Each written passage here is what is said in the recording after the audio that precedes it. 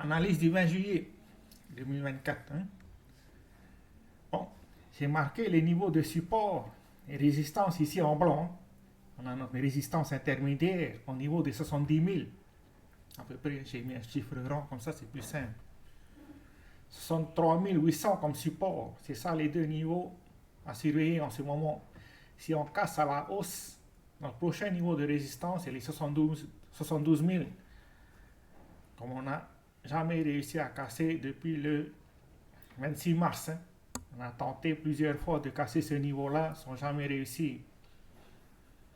Donc, si jamais on casse notre niveau de 70 000, on s'attend à ce que le niveau de 72 000 soit difficile à casser, à moins qu'on ait un vrai momentum. C'est-à-dire que les acheteurs ont pris la main. Pour le moment, on peut voir que la tendance cette semaine est clairement haussière, ce qui est bon signe pour ceux qui achètent, pour les acheteurs. Voilà. Ainsi, notre niveau de support à vérifier, à surveiller plutôt, c'est celui des 63 800. Le niveau en dessous de celui-là, c'est celui des 63 000, tout rond, 62 800. En gros, 63 000. C'est ça les niveaux à surveiller en ce moment par rapport à Bitcoin. Ensuite, on va aller sur Ethereum.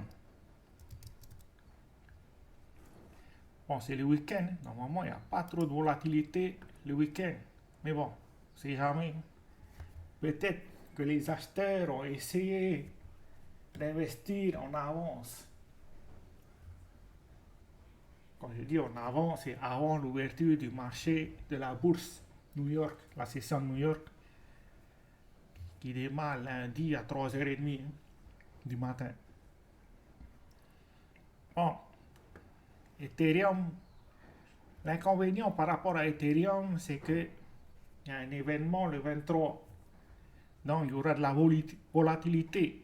Soit le prix part à la hausse et on se positionne lors d'un pullback, soit le prix part à la hausse avant de corriger, consolider et repartir à la hausse ou à la baisse. C'est pour ça qu'il vaut mieux attendre un higher low pour se positionner sur Ethereum.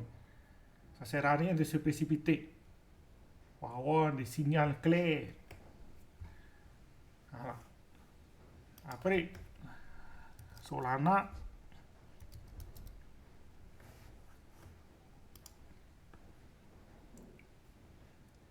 on va voir à peu près par rapport à Solana.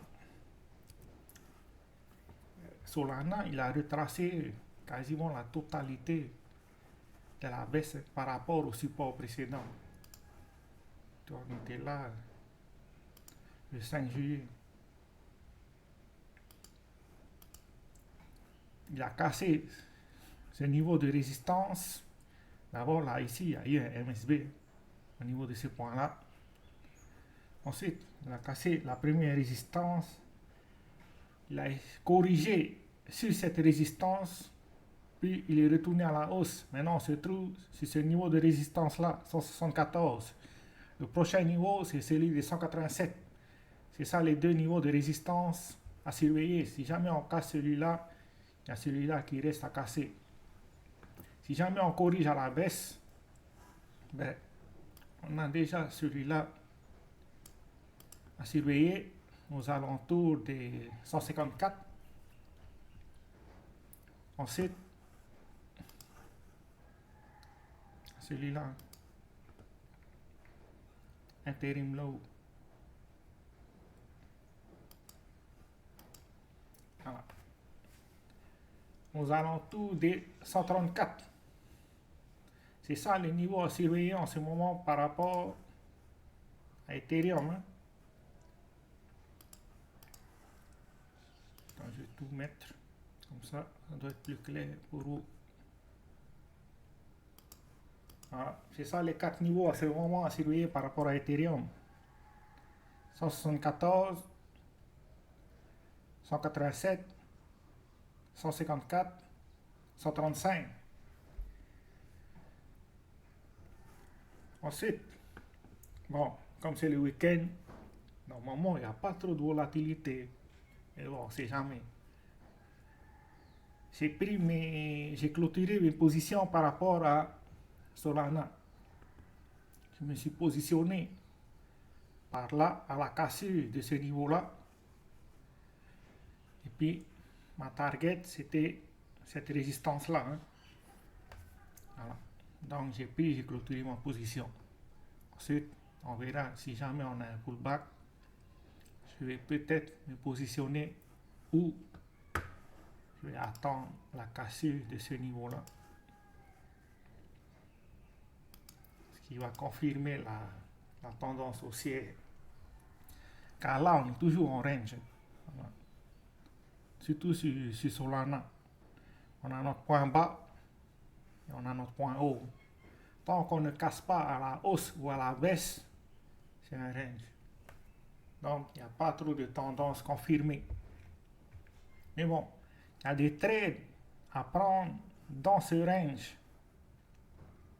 C'est pour ça que je me suis positionné au niveau de ce point-là. Et puis, il y avait une divergence. Là, ici. C'est-à-dire que le prix a fait un nouveau point bas, alors que le volume a augmenté. Donc, il y a une divergence entre le prix et le volume. Le volume, quand je parle de volume, je parle de volume vert. Hein. Le prix a essayé d'aller à la baisse, mais le volume vert a augmenté. C'est une divergence. C'était ça mon premier signal. Ensuite, la cassure du MSB, ce niveau-là, cette bougie de dimanche dernier, c'est ça qui a confirmé la tendance sur mon système. Donc, je me suis positionné à ce niveau-là pour aller chercher la résistance qui est là ici. Voilà. C'est tout ce que j'ai aujourd'hui. Demain, ça sera à peu près pareil. Peut-être demain soir, il y aurait un peu de volatilité. Mais sinon, la vraie guerre commence lundi. Ciao, ciao.